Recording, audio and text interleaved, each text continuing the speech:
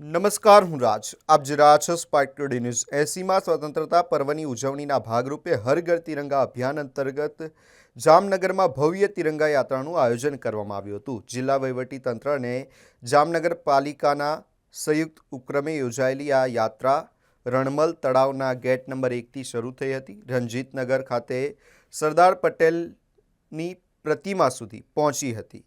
પ્રભારી મંત્રી અર્જુનભાઈ મોઢવાડિયાની અધ્યક્ષતામાં યોજાયેલી તિરંગા યાત્રામાં 7,000થી વધુ જામનગરવાસીઓ ઉત્સાહભેર જોડાયા હતા. હાથમાં લહેરાતા તિરંગા અને વંદે માતરમના નારા સાથે જ ભારત માતા કી જયના નારાથી સમગ્ર શહેર દેશભક્તિના રંગે રંગાઈ ગયું હતું. યાત્રામાં પોલીસ અશ્વદળ, police band, dog squad, army, air force અને નેવીના પ્લાટૂન, ફાયર વિભાગ, હોમગાર્ડ, એનસીસીના કેડેટ્સ તેમજ શાળા કોલેજના વિદ્યાર્થીઓ જોડાયા હતા. યાત્રાના રૂટ પર મણિયારો રાસ, પ્રાચીન અને અર્વાચીન ગરબા સહિતની વિવિધ સાંસ્કૃતિક કૃતિઓ પણ રજૂ કરવામાં આવી હતી, જેણે નગરજનોમાં ખાસ આકર્ષણ જમાવ્યું હતું.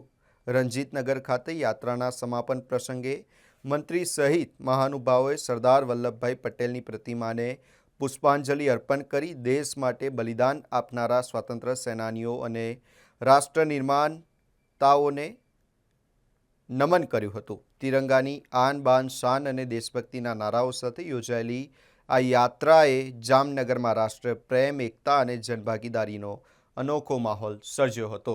યશસ્વી પ્રધાનમંત્રી તરીકે નરેન્દ્રભાઈ આવ્યા પછી સમગ્ર દેશમાં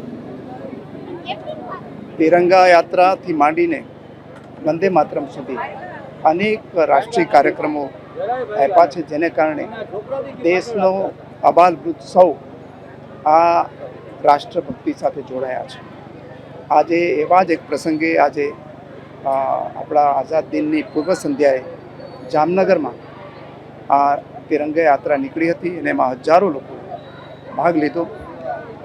અહીંયા જામનગરના સાંસદ શ્રી પૂનમ માડમથી શરૂ કરીને અમારા બધા જ ધારાસભ્યો, બધા જ અધિકારીઓ અને બાળકો, પોલીસ જવાનો, એનસીસીના જવાનો સહિતના તમામ લોકોએ આજે પાર્ટિસિપેટ કરીને રાષ્ટ્રભક્તિ ઉજાગર કરાવી.